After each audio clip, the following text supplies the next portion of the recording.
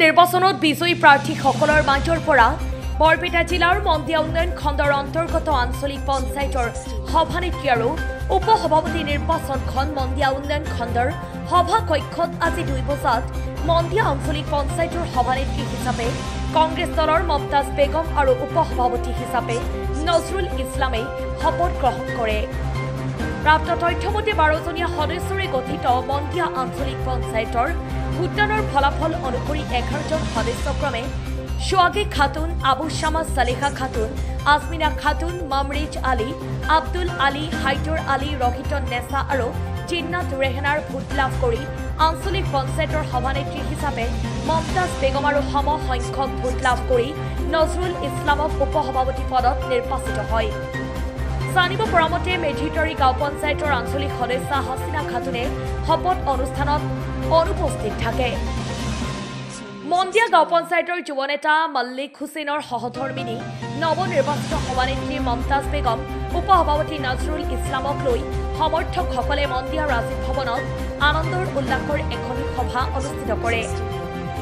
মন্দিয়া আৰক্ষী চকীৰ ভাৰপ্ৰাপ্ত আৰক্ষী বিষয়া তৰণী দাসৰ নেতৃত্বত আৰক্ষীৰ কটকটীয়া নিৰাপত্তা বেষ্টনীৰ মাজত আজিৰ শপত গ্ৰহণ অনুষ্ঠান সম্পন্ন হয়।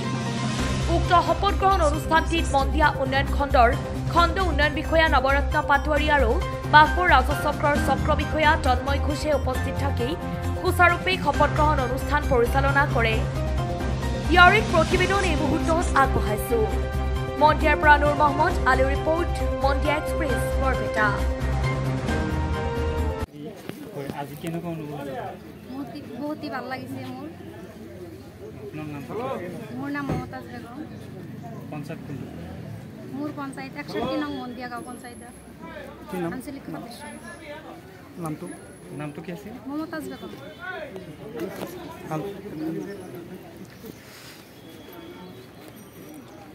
আপুনি উপসভাপতি হিচাপে পঞ্চায়তৰ কোনটো কামক আগতো অগ্ৰাধিকাৰ দিয়ে? মই উপসভাপতি আজি মোৰ ভাৰতীয় জাতীয় কংগ্ৰেছ দলৰ পৰা 18 নং চিতুলি গাঁও পঞ্চায়তৰ পৰা আঞ্চলিক সদস্য হিচাপে নিৰ্বাচিত হৈ আহিছোঁ।